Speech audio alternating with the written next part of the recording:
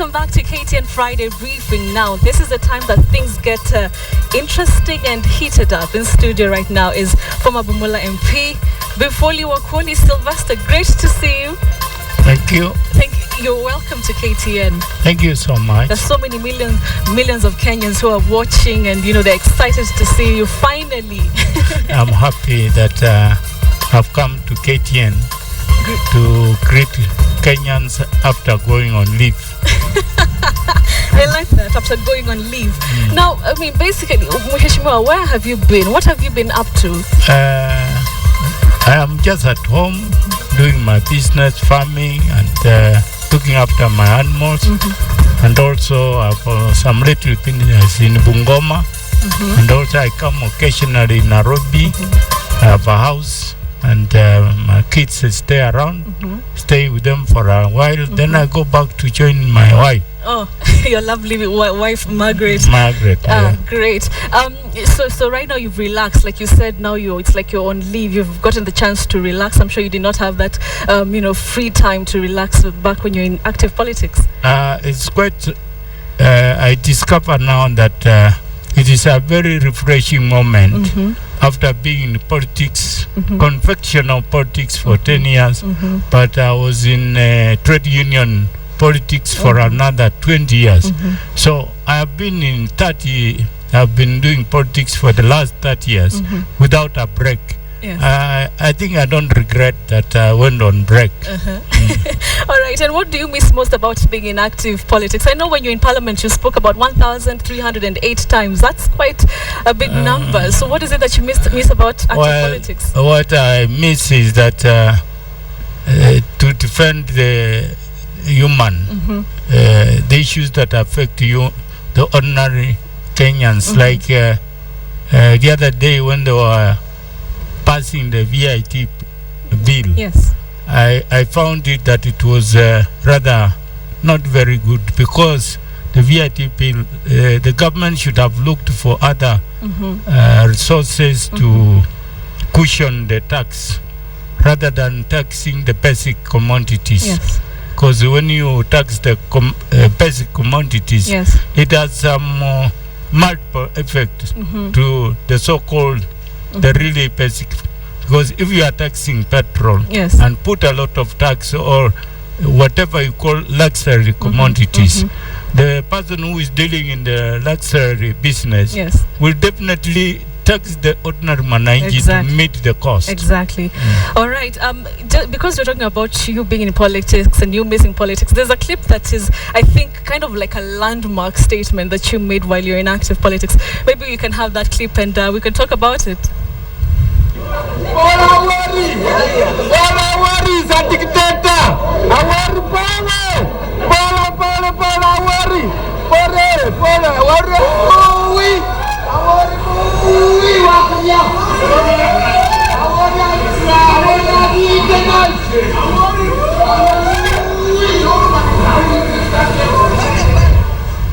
Do you remember that clip? Yeah, I do.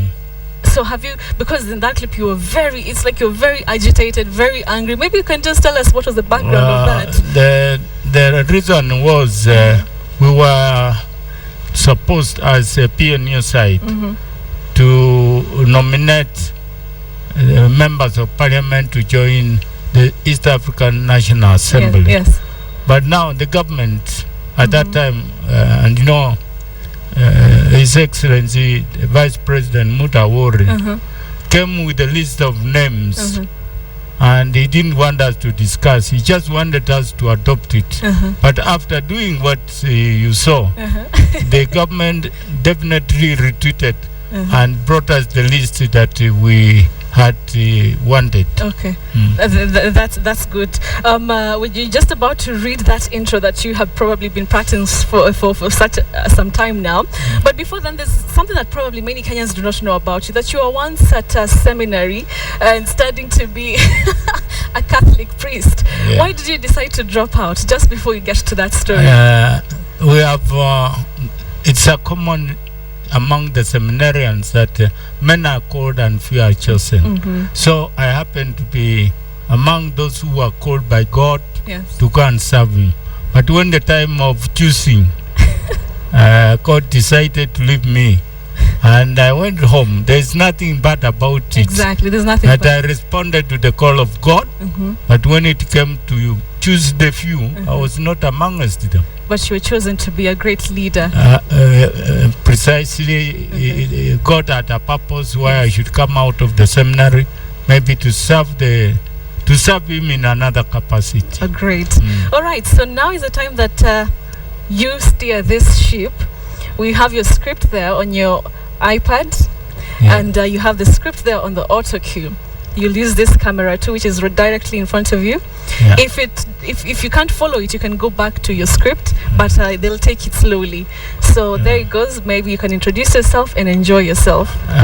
I'm Honorable Wakwoli Bifwoli, former member of Parliament Bumula and Assistant Minister for Lands. Let us now talk about football. A common phrase from local language has made the famous internet-based reference point, Wikipedia.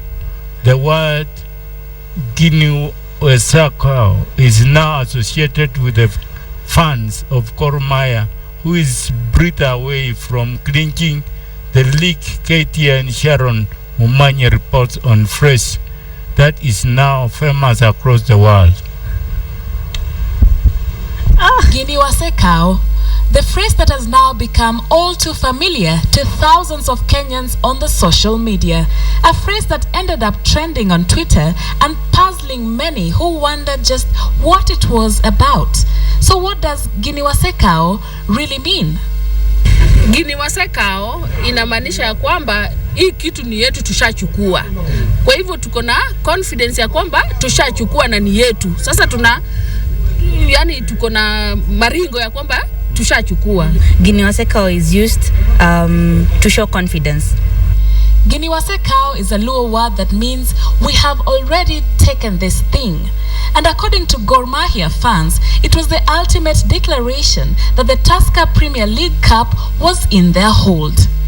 Giniwasekao, it means obviously this thing we've taken. Bila shaka, hii mechi sisi ni fimbo chapa. Tutawachapa na tutachukua hii league. Tunatumia kama sasa hivi tunatarajia Gor wachukue league. Sisi tunaona league inanukia. Sasa wakishachukua basi ni yetu.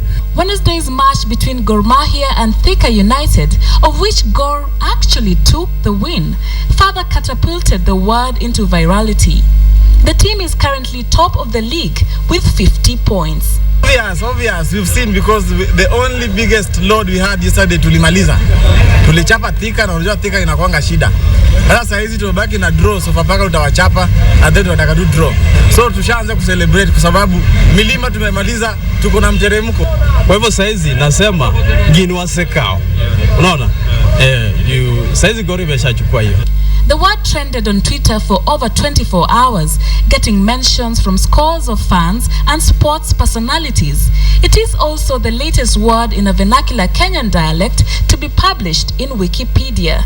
According to the website, the word's origin spans to the election period of 1992 in Kenya, where supporters of Jaramogi Oginga Odinga, particularly the Luo community, believed they were going to win the elections. At the moment, with only 5 games left in the battle of supremacy in the Tusker Premier League, it remains to be seen whether after 18 years of waiting, Kogalo will indeed say with finality, Giniwasekao. Sharon Mumanyi, KTN. A story about Giniwasekao. I think you did great. How do you think you fared? I'm a teacher by profession. I think I've done well. You have actually done well.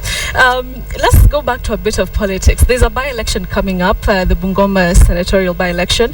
Are we going to be seeing your name on the ballot? That question is being asked by almost everybody in Bungoma. There are those who are insisting that I run. There are others who are saying I don't run. And because of the pressure, even you read one of the daily news, one of the people, the newspaper people, the churchmen endorsed me as a senatorial candidate. I've told those who want to hear from me that I will be making a political statement on 28th. It will be on Sunday, and I'm going to say whether I'm running or not. Okay. And I think the Kenyans should be, or the Bungoma people should be patient and wait for my final statement. Okay, perfect. We'll wait on that date. Now, just before we wind up, last year you declared, actually you were one of the first presidential, candidates to declare that you were going to run as the president of Kenya. I don't know what informed this decision. Now, when I declared to be the president of the Republic of Kenya, people took as they thought I was joking, and that's why I'm not declaring the Bungoma seat. I'm not the first one, because when I declared, after a short while, there are quite a number of people from Western Province or Luyaland who also declared, like Honorable Moses Wetangula, Honorable Eugene Wamalwa, Cyrus Chirongo, Musalia Mudavadi, and the rest. We are so many. Then I wondered now, if all of us I want to be president, at that time, I gave them chance, and they also fell on the way. So today, because of that experience, I don't want to see a crowded field and say now, the world will judge us as great fellows. I want to know how many people are interested, and the people of Bungoma want who. Because I went around the country. I went to Coast, I went to Nyeri, I went everywhere, and I got overwhelming support. It is true. There are colleagues, there are friends who have been calling me and saying I disappointed them. But it was not my wish. It was because we were too many from one region.